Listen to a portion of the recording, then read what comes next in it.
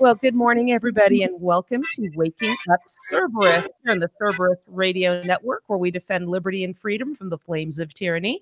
I'm Suzanne Sherman.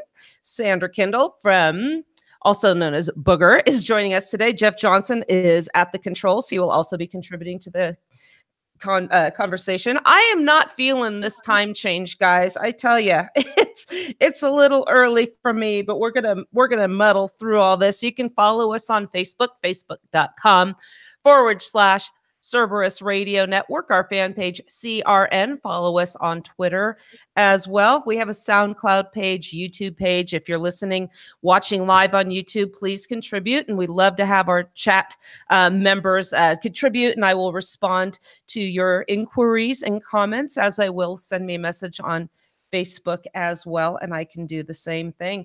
Booger, you're joining us today. Junk Bond's AWOL. Yeah. I think he is with his daughter getting her vehicle repaired. He's an awesome dad, so we won't dock his pay today. How are you, though? Thank you for being here with me.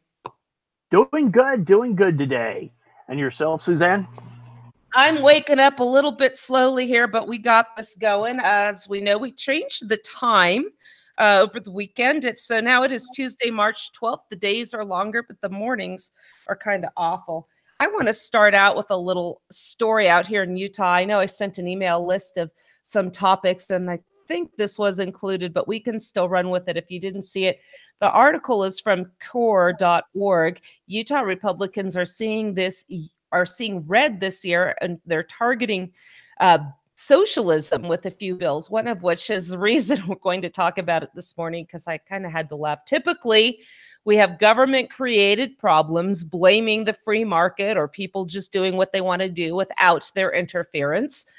Clearly, when government creates more problems, they're the solution to the problems they create. Utah legislator is targeting socialism right now. Governor Gary Herbert actually said, I know Ben McClintock, my friend from Defending Utah, would be laughing at this quote. Frankly, I've been disturbed by some of the rising generation's fascination with socialism.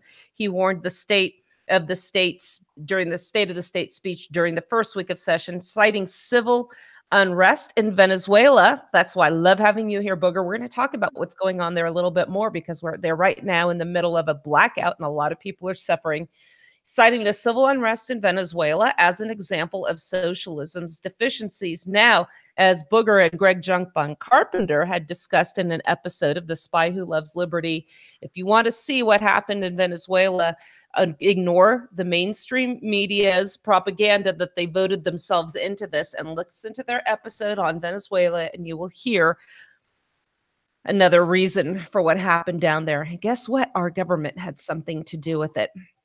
Getting back to this article, and then we'll have some your thoughts also. We won't completely redo that show, but for those that missed it, we'll just do a quick recap. But frightened by what they see as a resurgent political and economic ideology, Utah Republicans have taken the offensive. U.S. Congressman Chris Stewart, he's of Utah's 2nd District, he announced late last month the formation of an anti-socialism caucus. We should have had one of those, I don't know, a couple hundred years ago. In an op-ed in the Salt Lake Tribune, he wrote that he created this group to educate the American people and lawmakers why socialist policies and programs ultimately end up hurting the very people they purport to help. He's absolutely right. They do. We discussed minimum wage yesterday. We discussed rent control. For the first time in my lifetime, he says, we're having a serious conversation about, is socialism an alternative for us? He said during a visit to the Utah legislature, do people really want to walk down that path? Here's what's really sad is he's actually saying this is the first time in his lifetime, let alone during his political career, that he's had this discussion. He is hardly alone in this sentiment, the article continues. A handful of bills from state lawmakers this session have references, both subtle and overt, to socialism and its distant cousin, communism. No, it's just communism in a pretty dress. It's the same damn thing. A resolution from Representative Kay Christopherson out of Lehigh designates November 7th as Victims of Communism Memorial Day. Meanwhile, we have the Democrat Party having a resolution out here to disavow hatred. I tweeted them back and said, you're You're so brave. But, if they're doing crap like that, at least they're not making laws. So let them virtue signal all they want, as long as it keeps them from, sending anything to the governor's desk, because he'll probably sign the crap they put forth. Anyway, the model legislation came to Christofferson by way of the American Legislative Executive Council, in association with conservative state lawmakers, to remind the public of atrocities committed by communist regimes throughout history. I will say this, at least they're trying. So here's another bill that, let's see, Representative Jefferson Moss, who's a Republican out of Saratoga Springs. That's not too far from me. Now, here's the kicker. We have government concern over socialism. Here's their solution. We have a bill that would require an update to the state's financial literacy course required for K through 12 students to include economics lessons on command systems such as socialism or communism, as well as the market systems such as capitalism. Okay, so here's me with the glasses half full hat on. That's great. The government is taking the steps to educate our future legislative officials, judges, and so forth, on the dangers of socialism. That's a step in the right direction, away from the out-and-out indoctrination they have. But what concerns me still is that, once again, we're going to keep on our control with the public education system. The public education system is, and of itself, socialist. And this is the problem. Alan West had a tweet the other day where he was denouncing socialism and saying he never has stood for it. And I just said, I don't think I've ever, and I could be wrong. I'm not saying he never did, but I'm saying I don't think I've ever heard you criticize the national takeover of the education system. Ladies and gentlemen, that is socialism. Republicans and Democrats each like their own flavor of socialism. The Republicans love their drug war. They love the public education system. As we know, the Democrats are talking about their environmental policies. We've got this disaster of a Green New Deal policy coming into effect. I was just reading an article that it will never, ever, every policy, if they were to implement it, would never affect the climate. This is a hoax. We know that. It just boggles my mind. So he says here, is there correlation as we move from one end of the spectrum to the other in terms of economic growth? And he said there's a correlation, meaning the spectrum from capitalism here through socialism. The Democrats futilely attempted to push back on the bill during the floor debate, saying that the bill uses communism and socialism interchangeably. So here the Democrats are defending socialism and saying it's different from communism. Booger, before we started on the show, you were talking about socialism and there was a time when when it did work. In your opinion, do you think there's a significant difference between socialism and communism? Are the end goals essentially the same? Yeah, and the train finally went by where I think, well, you might still hear it, but since I'll be talking, it won't be so distracting. The end goals are not that different. Especially if the leadership in charge is owned still by the financial institutions. And that's the trouble we get into anytime you want to establish socialism in a country. Unless you totally redo the entire economic system, which has only been done once, all you are doing is placing firmer power in the government. You're giving the government much more power. And let's face it, if you have the same economic system, when I say economic, I'm talking the banking and the corporate running of government. The only thing you are doing is giving more power to the very institutions you claim to be fighting against with socialism. And that's what happened in Venezuela is a perfect example. They said it was socialist. We're going to take all this money out of the private sector and we're going to give it back to the population. And the exact opposite happened. Okay. What they ended up doing was pulling all the money excuse me, out of the private sector to pay off the loans to the bank, put them in power, and then they continue pulling. They themselves start embezzling. And in a socialist country, really, what can you do when you've empowered the government to take in that manner? So, I mean, really, to say that I'm socialism and communism. There's almost no difference between the two. And I don't see a whole lot of difference, really. They say fascism is on the hard right, and communism is hard left. But when you really kind of get into it, the only difference between communism and socialism is, I guess, socialism is a little bit more humane, and they take power democratically. They're a little nicer, but the end game's the same between socialism and communism. And you look in fascism, really the only difference is ownership of private property is allowed, but you're told how much the property is worth, how much you can sell it for, how much you can charge for products. So you may have a piece of paper saying it's your house, but is it really your house? Well, we talked about this yesterday with this development plan that was approved in Park City, where 60 or 70% of the houses they were mandated for this program to be approved, would be below market value for 60 years, significantly affecting the profit margin of this developer. Again, that's if he consents to that, he is agreeing with that. But it's interesting when you mention fascism on the right, communism on the left, we have this left-right dichotomy, this paradigm within which we think that, the Democrats are on the left and the Republicans are the right there. But when I was teaching government systems to the kids when I worked in this homeschool co-op and educated my own kids, I had come across an interesting video that showed the left-right paradigm really as a far left. The farther left edge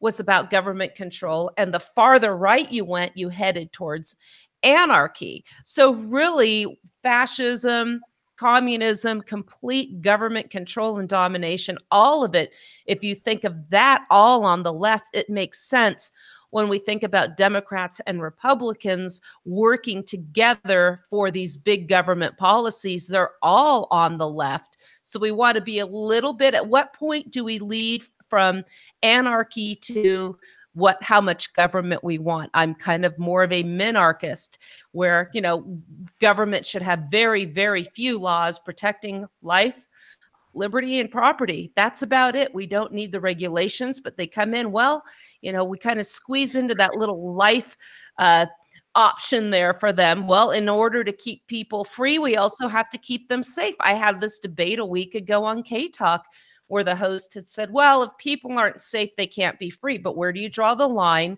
from a government that mandates what we can do in the interests of our own safety to a government that essentially leaves us alone and lets people behave like adults? I think the biggest example we see with that right now is this nationwide, pardon my French, movement towards the legalization of marijuana. And that is essentially state nullification of federal marijuana laws.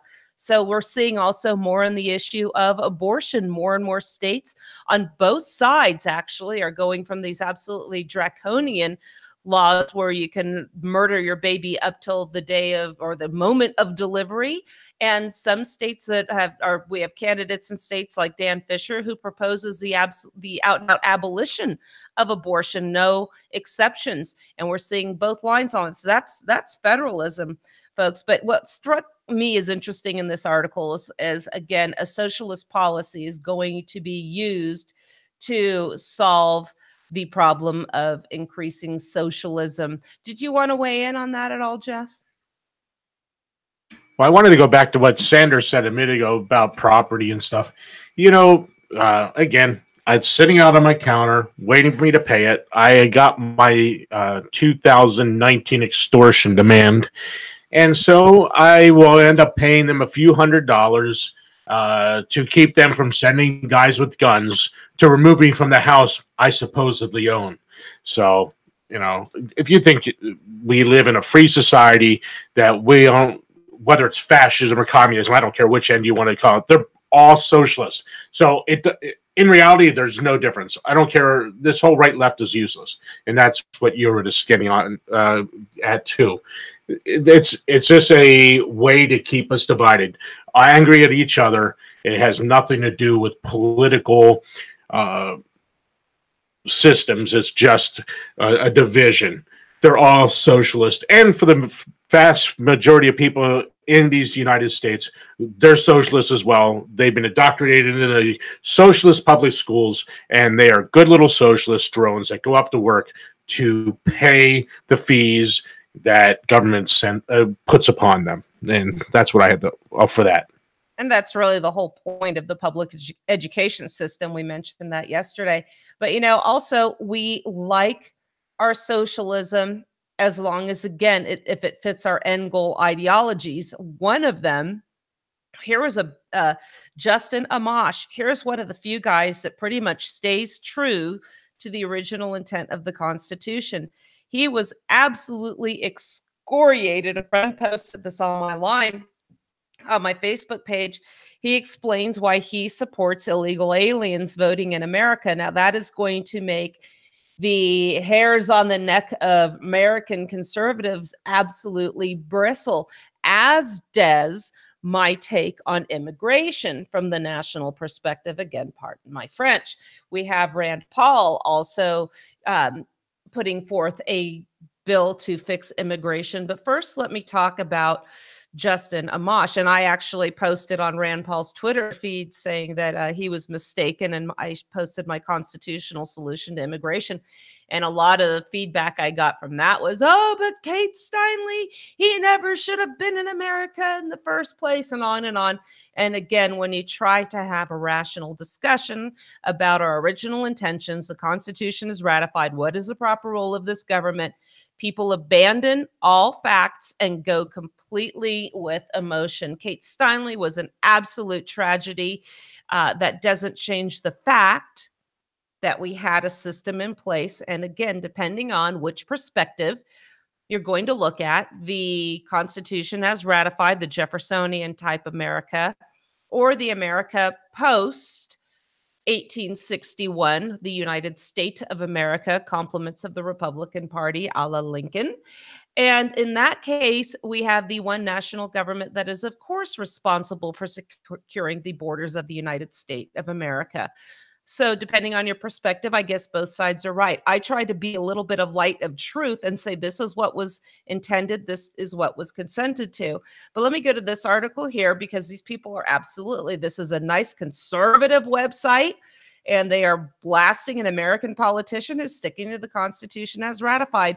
It's big league politics, red, white, and blue, Republican, and they have that in quotes because apparently he's not a good Republican. Justin Amash explains why he supports illegal aliens voting in America. He staked his claim as being a never Trump champion of the open borders crowd, emerged to doggedly oppose Trump as he opposed to stop the crisis at the border. After leading the charge with congressional Democrats to oppose Trump's emergency measures declaration at the border, he took heat for being the only Republican to oppose a resolution in favor of voter integrity last week. After the vote, Amash took to social media, as he usually does, to defend his vote. This time he gave the rationale. Was it that the proper, he gave the rationale, was it the proper, this is hard to read, under the Constitution to permit non-citizens to vote in certain elections? Say what? They say Amash, who has been a career attorney and politician his entire life, showed his incredible ability to delude the libertarian followers with his tweet. I voted against a motion to amend a bill to criticize San Francisco for letting non-citizens vote in school board elections. I voted no because I'm a constitutionalist who opposes such federal interference in local elections. Non-citizens have voted locally since our founding. Good conservatives here are absolutely up in arms when you get a correct interpretation of the Constitution. I have taken the heat for the very same thing with my article on the constitutional solution for immigration. If you don't know where that article is, you can actually find all my articles on my webpage, SuzanneCSherman.com, and go into published articles, Suzanne's articles, and you can read it there. But the gist of it is, immigration was never a power delegated to the general government. Have to remember, at the time, 13 sovereign and independent states, which were really nations on a par with England and France and Spain, came together to form a compact for a limited government with delegated, enumerated powers. Everything not delegated remained with the states. Article 1, Section 8, Clause 4 grants the general government the power to come up with uniform rules of naturalization. Naturalization is the path to United States citizenship. Whom would be allowed to remain within the borders, the territorial borders of these sovereign and independent states, was a power maintained by the states themselves. Consequently, who is going to determine whether these people are immigrants, illegal or otherwise? That also rests with the states. But because the feds unconstitutionally gave themselves powers over immigration, now they claim to say who is legal and who is not in the national sense. So who is an illegal immigrant as far as California is concerned is not a matter for the feds to weigh in on, but they do.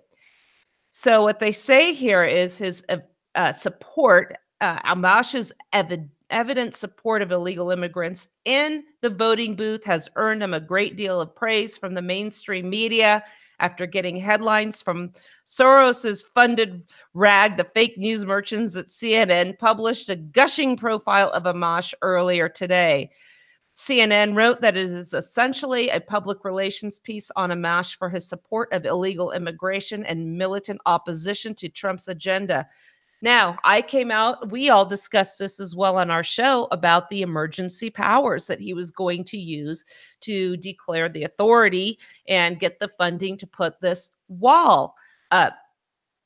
It doesn't exist. We've had other constitutionalists justify this power by using other unconstitutional means to react to a so-called emergency. We go back to the Whiskey Rebellion. Jeff, why don't you discuss that a little bit? Because I know you're good on that topic. Bring that up so people don't have to hear me yapping the whole hour. Sandra, do you have something to say? A minute ago, you had posted something on the side there. Okay, yeah, I'll cover it real quick. You know, it's funny. I hear Americans quite frequently. Well, people from the States. It's funny. You go down to Latin America, we're called United Statesans, because they'll make the quick point they're Americans too. And that's just kind of interesting. In America, I've lived out in the middle of the jungle where you were going to have to get on a shortwave radio, and it was going to take the police at best. They were going to get there in a day. Okay. No police anywhere. And everyone there was responsible for their own security. A train's coming out. Hopefully I'll be able to talk over it. But the thing is, with everyone out in that community, we were responsible for our own security, and it is the freest that you can be. I think true freedom is no one is responsible for your security except yourself and the community. If someone was beating their wife at 2 o'clock in the morning drunk, I got woke up. Me and some local guys went, beat the guy up, threw him around, and he quit beating his wife pretty quickly. Little town I live in out there, Cocle del Norte, you can actually get on Google Earth and find it. It's about 4 hours from the boat ride from where the road ends. I actually have a house there right now. But they petitioned to get police in that town. I said, do not do it. You will lose all your freedoms. Guess what? They found out the gringo was right. Yep. Yeah, they've got police out there now. People are getting locked up constantly for every little thing. Stuff that in that community we used to handle on our own. A guy would get drunk, start shooting in the air. We go down and get his gun away from him. And, well, if you keep the shortwave radio operator off the radio from calling the cops over it, they wouldn't even show up. So I had to talk to that guy about that. We'd get the gun away from him, talk to him. Sometimes the gun never got returned to him. Sometimes it did. It all depended on what the community wanted. That was freedom. Yeah. So anyway, when we get back to what you were talking about, Suzanne, with the unconstitutional powers being appropriated by the executive, and we talked at length about Trump, and there's no delegated authority for him to declare emergencies. He is there only to execute the laws that the legislative branch passes. He can't make it up as he goes and just enforce whatever he wants. As far as if I want a wall, so I'm going to make a wall. And it's a national emergency. I'm going to take monies from somewhere else and do it. He can't legislate like that. But people today think that this is all new today and that we never had this problem in the past. So all the way back. 4 years after ratification, you had President, well, I call him King George, because it's very, very interesting that just a few years prior, we had a revolution over taxation. And here it is, a few years later, our King George is sending troops in to put down a tax protest in Pennsylvania, unconstitutionally. So within 4 years, they were already ignoring this wonderful Constitution. And I say that sarcastically because the Constitution is the problem. Read the George Mason, Patrick Henry, Governor Clinton, and Robert Yates. Read all those people that were the actual Federalists, and they will tell you that it is what brought us where we are today.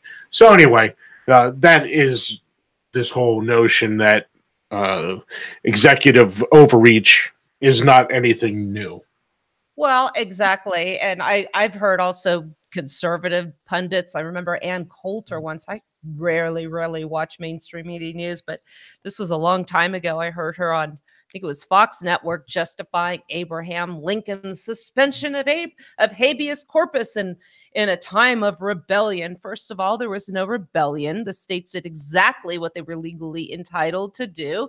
Second of all, Abraham Lincoln, no president has the authority to suspend habeas corpus in times of rebellion, war, or otherwise. That was a matter delegated to Congress. So that all legislative powers shall be vested in a Congress. That means it's non-delegable. So Congress has, we've accepted this notion that the president can take over the powers of Congress without constitutional authority to do so. And then when we have a guy that comes along and says, no, we really need to adhere to the Constitution, the conservative pundits, so I say, are just as much a problem as the left, because they confuse the support that we should have into, again, leaning towards big governments. So criticizing Amash for being an originalist and sticking to the Constitution is very misguided. And one of the things they say here, Amash is saying that, look, when you give him this much power and you grant him this, you're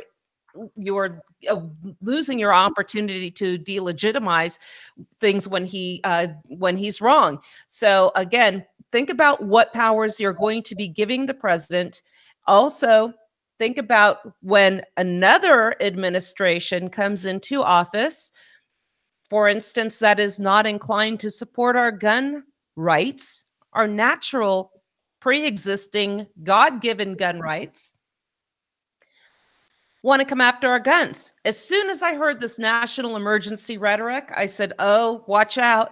Sure enough, what did Nancy Pelosi say? Well, guess what? When we have a Democrat president, we're going to declare a national emergency against firearms. Be careful what powers you find acceptable. That we say, well, the president, our guy can do this, but their guy can't. And in fact, right after I saw this, I saw an article here now. This came out of March 9th from Breitbart. The Senate Judiciary Committee Chairman, good old Lindsey Graham, says firearm confiscation laws portend a way the Democrats and the Republicans, get this, can come together. So we don't even really need to lose our power in Washington, D.C. We, I put in quotes, thinking Republicans or conservatives, because the Republicans are already willing to bend over on our behalf. Because guess what? We're the ones that will be taking the hit, not them. They'll still have their armed security. They want to take ours away. CNN reported that Graham has long supported red flag laws, which allow a court to issue firearm confiscation orders for individuals deemed a threat to themselves or others. So this ties in really to going back to the origins of government expansion, particularly with the police state. Well, we need to keep people safe. How do we do that? We sure don't want them defending themselves like Booger just described in Venezuela. We'll have the wild, wild west out here. We need a police organization to keep people safe. And then eventually people will forget to keep themselves safe in the long run, which would be really nice. House Democrats have already passed legislation during this Congress to criminalize private gun sales and extend the instant background check for firearm purchases. They are now pressuring for $50 million in funding to bring academia into the gun control push. The academia is already behind this. The Democrats have also been vocal in their support for gun confiscation laws, and this is where Graham believes the left and the right can come together. And when the left and right come together, folks, we always pay the price. He told CNN, I haven't really looked at the House package, but this is, to me, the area where we can come together. California, Illinois, and Florida, by the way, all have gun confiscation orders. We have the red flag laws. I think these first came about in California, where we had the college-age son of a hard left, I think he was a professor, who shot some people in San Bernardino. And it turned out he'd been seeking help with getting for this kid. This kid was on had some psychological issues. And because the system failed, and the parents failed, we have these extreme risk protection orders, again, coming out of leftist failures. Now, again, this is permeating its way like rust across this continental landmass, and we're seeing these extreme risk protection orders. Again, what do we say all the time? They cloak something awful with verbiage that makes us feel that this unacceptable bit of legislation and behavior is okay because it's for our own good. So this is bipartisanship, gun control. What did Trump say when who did he appoint now for Attorney General? Barr was for the extreme risk protection orders. Trump also said, candidate Trump, by the way, said, I support the Second Amendment. We need to respect the laws or enforce the laws we already have. Let me remind you, every single federal firearm law is unconstitutional. So when we say we need to enforce the unconstitutional laws we already have, that means they don't really understand the Second Amendment. Also, we have to remind you here, Lindsey Graham, every single firearms law is unconstitutional when it comes from the federal level. At the state level, you have to look at what the state firearms laws are. So that was my take on that. You guys have any comments? And I want to get into Rand Paul's Immigration Act. I have nothing more to add on that. I think we've covered it. Okay, let me find now. How about you, Booger? No, we're good on it. You know, in Latin America, I only know of one country where it's actually certain firearms are considered tools. That's Ecuador. For example, if you've got smoothbore weapons, shotguns, things like that, they're sold in the hardware stores. Okay, you know, shotguns, any type of shotgun is sold in a hardware store down there because you're out in the Amazon jungle, and they are considered tools. They are not considered weapons. It's interesting. Well, you know what? I use that exact same analogy. I tell people that they are tools. People will say, how many guns do you have? Well, let me ask you this. If you go to a mechanic, junk bonds at the at the car repair shop right now, if he walked in there and saw one tool and one tool only, I think he would go somewhere else and go to a different garage. If I hired a carpenter, somebody to come and do some work on my house, and they showed up with only a hammer, I'd say, you don't have enough tools to get the job done. So you mentioned the Amazon. Yeah, you need a lot of different tools out there. Well, you know, I'm out here in the country. I need rifles to protect myself from the animals here, a sidearm for going out into the city. I like to shoot clays. I have some shotguns. You know, this is just hypothetically what I would need. Not that I have any, not that I own any firearms. Just so we're clear on that. Let's see. I want to talk about other unconstitutional encroachments. And here, Rand Paul, one of the good guys, he has an act now. Again, what do I say all the time? We like to have these warm, fuzzy names for laws that violate the Constitution as ratified. This is called the Be Safe Act in capitals because it's an acronym to fund border security. Now, again, people are going to say, well, Suzanne, we have to enforce the border. You're not being practical. I understand that. I'm trying to remind people every single problem that we have that is in the news right now is directly attributable to the usurpation of our system that was supposed to be limited in nature of a federal as opposed to a national government. Suzanne, they're the same thing. No, they're not. Federalism exists when we have a limited government with few responsibilities and adequate resources in which to monitor those and to execute those responsibilities.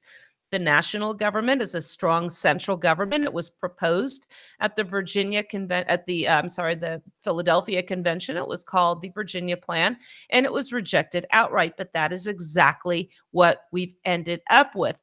So we're trying to look at everything in the perspective of a system of government that was rejected. So the people that want to go about this, I told Paul on the radio last week, that's just fine.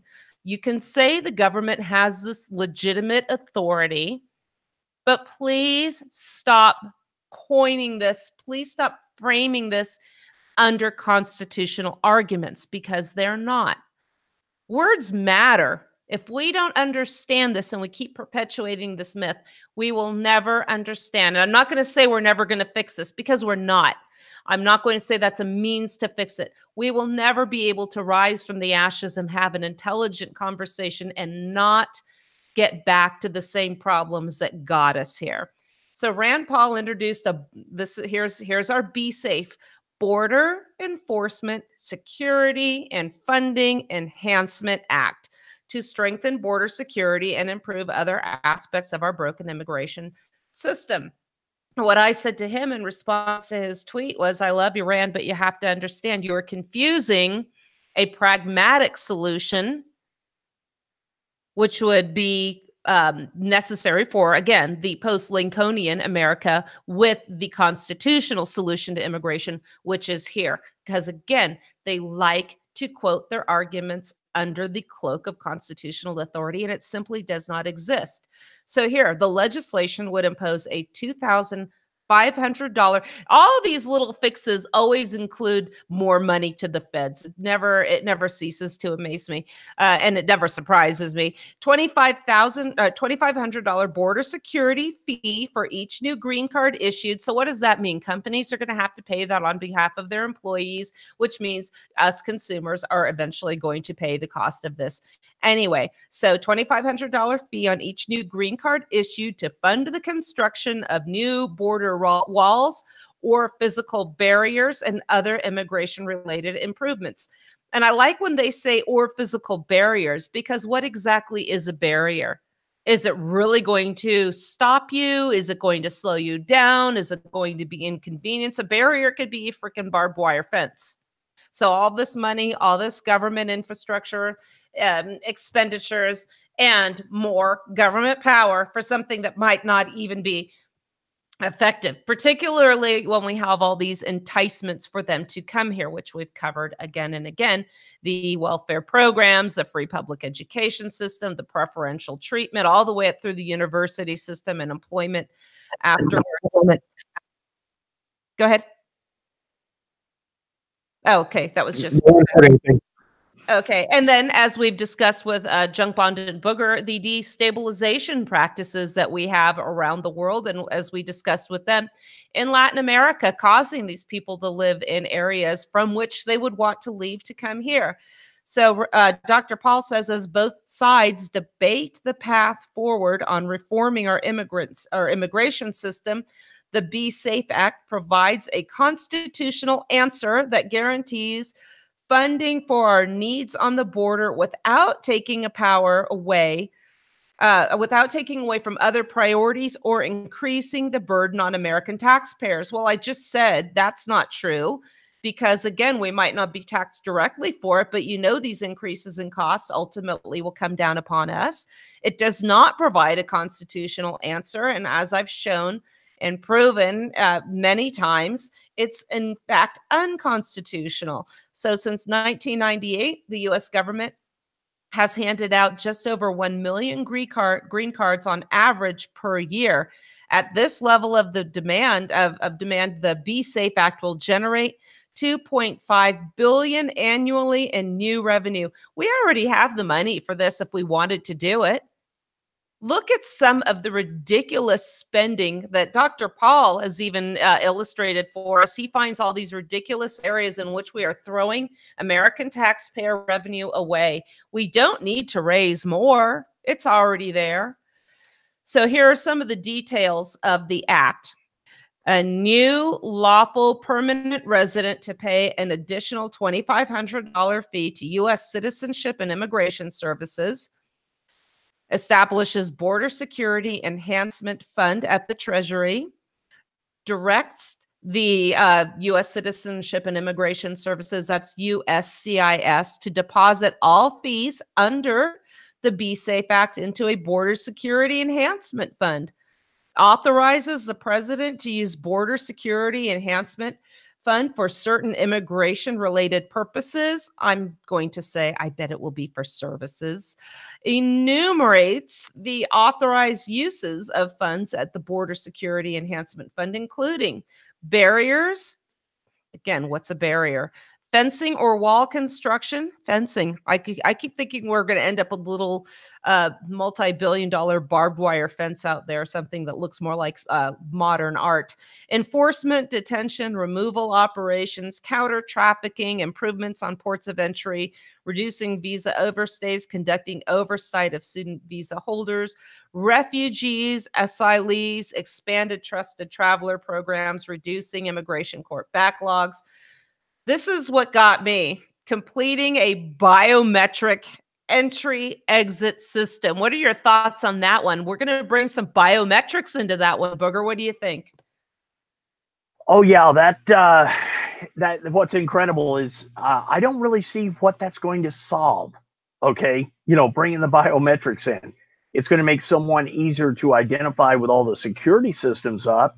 But okay, you identify them. If you're not enforcing your laws and everything else, it's more or less creating that big database that it really kind of scares me when a government is gathering that type of information.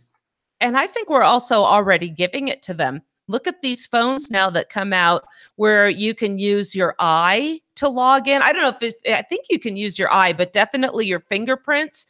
And then there's another program on there where it can look at your eye movement and then scroll if you're reading, depending on where your eye is going. So obviously they're watching your eyes. What's to stop them from these iris scans? As we know, those are unique as fingerprints, from what I understand. So anytime you go, let's say, to Snapchat and do those little cute little filters or these biometrics where you can log into your phone, I think it's reasonable to assume that this is also going to the government along with all the DNA samples they can get from us already.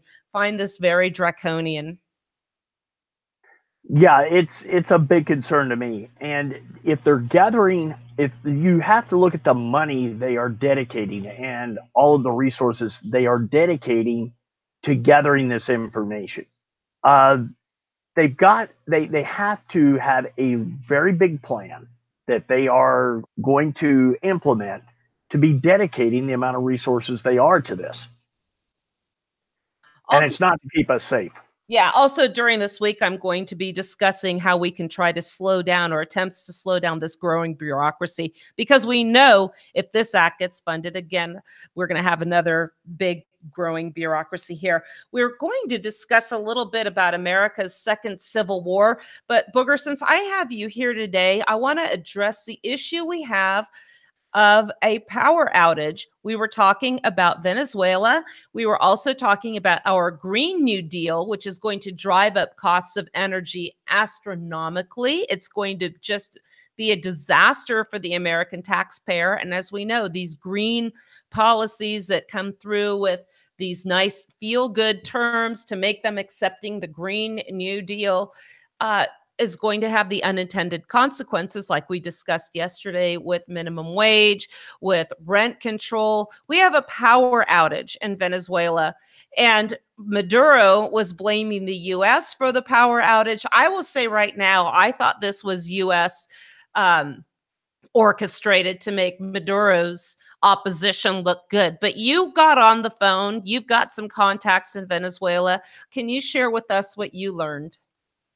Yes. The breakdown was at the Guri Dam when I was talking to my friend down in Venezuela on it. He said that whenever the critical node went down at the Guri hydroelectric dam, which I lived there for or stayed there for 3 months, driving across that dam multiple times every day, training the Venezuelan military.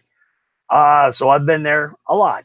And what he told me was there was a critical part. It was put out on the radio. There was a critical part that had failed at that dam, and they were rushing a part in from somewhere. And that's the issue. Anytime you've got infrastructure like that, you always have all of your critical nodes backed up off site. But he said then all of a sudden, about the last 24 hours of, I think it was 79 hours the power was out. Don't quote me on that. He said it was like in the last 24 hours that all of a sudden it switched from, hey, there's a part out, we're rushing it in, to, oh, it's this hack that took place. And anytime you've got a flip-flop like that, I look at it as initially the part went out and the U.S. starts claiming, oh, this is the issue.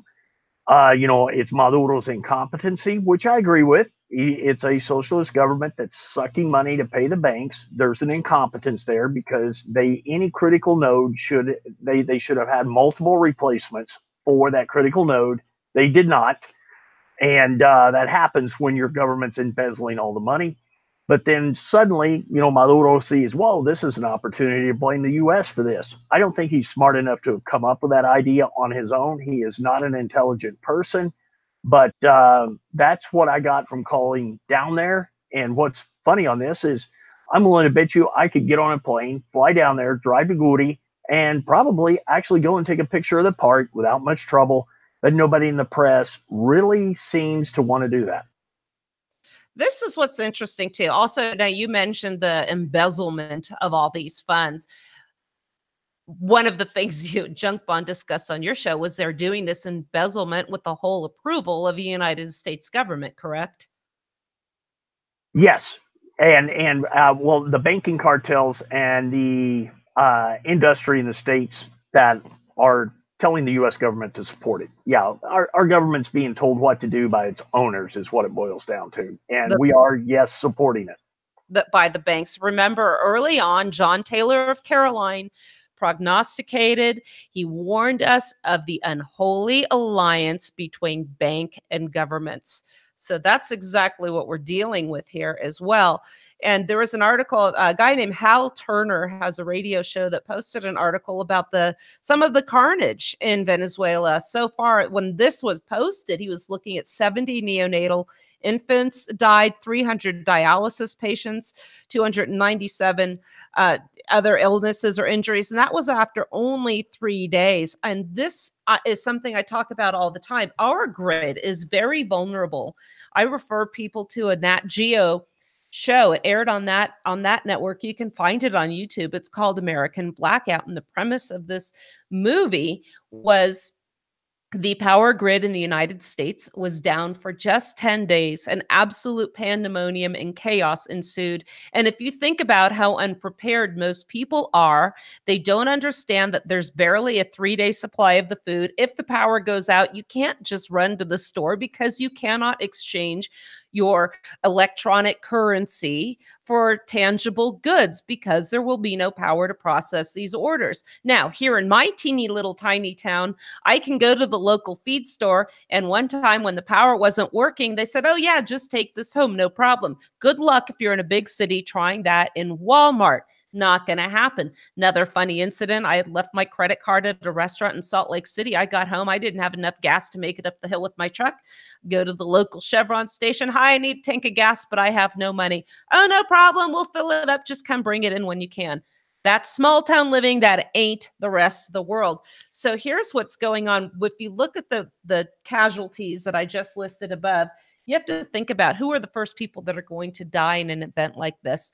Those that are reliant for their very life on electricity. The dialysis patients. We have the neonatal, the infants on here. You know, this is going to be pretty scary. Think about also if you're not on that list, I call them the first to die, the people that are whose lives depend on the power grid.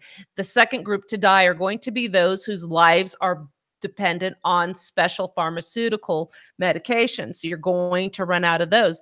Gas stations aren't able to pump fuel for vehicles. We have stores that had no cash registers. I mentioned that. Banks, ATMs shut down. Foods requiring refrigeration. Water companies can't pump the drinking waters. No communications. Hospitals can't treat the sick or injured infants, and neonatal incubators are dying. As I said, the dialysis patients who need respirators, diabetics who need insulin. Remember, that insulin needs to be refrigerated. So think about how this can impact us if we go long-term without power here. And how are you going to be prepared for that? And this ties into, actually, I want to wrap up the show with this, food preparations. To store food on my first blog that I sent out on SuzanneCSherman.com. It was actually a blog about a class action lawsuit. Weiss Company. Do you guys have any of these freeze-dried food buckets? I do. No. I have some. Go ahead. Sorry. You don't have any boogers? No, I have some MREs. Yeah, I actually had some in my RV and the mice enjoyed them. I need to get some more of those. But I sent out, let me go to my blog here as well. I sent out my first email little campaign here was about this incident with the Weiss Foods. And there is a class action lawsuit about this long-term food product. Now, freeze-dried foods, if you think about it, they say that they will last you up to 25 years. I keep them around. And, you know, when I first was getting into preparedness, you see these articles for $4,000, you can get X years supply of this food. And it's very tempting when you're starting to prepare to just say, you know what, I'm going to just put the money into this. And guess what? My food problems are going to be solved. I can live for years off this. Well, one of my friends is a survival expert, Brian Lee, Sierra School of Survival. He's going to be joining me on some shows here soon. I went to one of their classes they had out in California. It was actually one of my first RV trips with the boys. It was a big farm out there, so the kids got to play while we did this. They warned us, if you eat nothing but these foods, you're going to die because of the sodium content in them. So I have them as part of a comprehensive food storage program. So again, like I said, it's really tempting to solve the food issue and buy these. But freeze-dried foods, if packaged and stored properly, as I said, can have a shelf life of 25 years. But you also have to consider other factors. Again, the sodium in these, if you rely on this solely, it's going to be detrimental to your health. Now, according to this article, this is from the Daily Sheeple, there is a class action lawsuit with regards to this company. And this was filed actually in February of 2017. But again, this is coming to my attention that because I have some of this, for unlawful, unfair, deceptive advertising and business practices. The company agreed to settle the suit, but it is expected to announce the settlement at the order. But the class action suit, let me continue. Miller versus Weiss Company, they said that they made misrepresentations and omitted material information about how its long-term food kits would last and how many people they would feed. So this is what's really interesting. They're claiming that the company failed to disclose that if the consumer, in fact, eats the number of prescribed servings each day necessary to make the food kit for the advertised period of time, the consumer will effectively starve or suffer adverse health effects, given that the food kits provide drastically fewer calories and nutrients than are needed to adequately sustain adults for the advertised period of time. The company, the Weiss Company's long-term and emergency food kits provide less than half of the daily activities necessary for an adult to survive. Now, think about this. When you're in a situation where you rely on these foods, we're not talking daily required activity, calorie intake, caloric intake that we're thinking of that we use now. Things are going to be a lot harder. You'll probably be a lot colder in the winter months. You're going to have to work a lot harder gathering your food, purifying your water, securing your property, chopping wood. I know my little electric powered wood splitter ain't going to be working. You're going to be burning a lot more calories. So you have to think about that as well. So a person who credits these companies' representations and attempts to survive on the long-term food kits face serious physical and mental health risks, including dehydration, hypothermia, hypotension, impaired renal and liver function, depression, and impaired cognition. Some of the daily calories for these kits are as low as 450 calories per day. In fact, they say here the prisoners in Auschwitz were provided more calories than Weiss Food Storage has consistently given their customers. So, folks, I'm keeping my products here. They are a just one tool in your toolbox of being able to survive in either a long-term situation or, you know what, if you're going to go out in the wilderness a few days, these bags of food weigh next to nothing.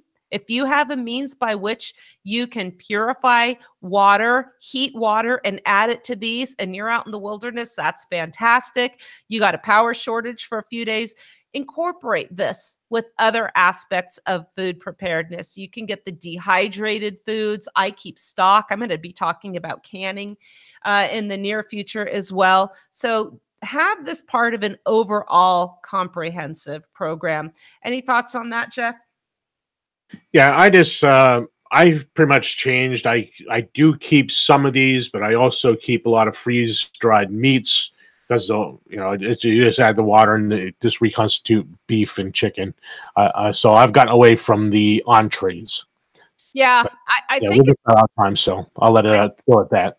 I think it's a means by which we think there's a really quick solution. And yes, one of the economic aspects of these too is I don't buy the complete kits because I find that you're spending a lot of money for essentially a few tablespoons of Gatorade or Tang kind of drink, and they call that orange drink, or few tablespoons of oatmeal. I get either the entrees. I have one of just entrees only, one of just meats only. Again, I can my own stock. You can also have the bouillon, jars of bouillon, mix that with water and just kind of make your own stuff. But food preparedness is something that I will be getting into not only on my webpage, but also more in my show. So I think we are about out of time. Hopefully we'll be able to have a show tomorrow. Booger, I want to thank you for joining me today. Your insights on everything, particularly Venezuela and what's going on down there, are always relevant. I really enjoy your commentary and want to thank you for joining us here over at Cerberus Radio Network.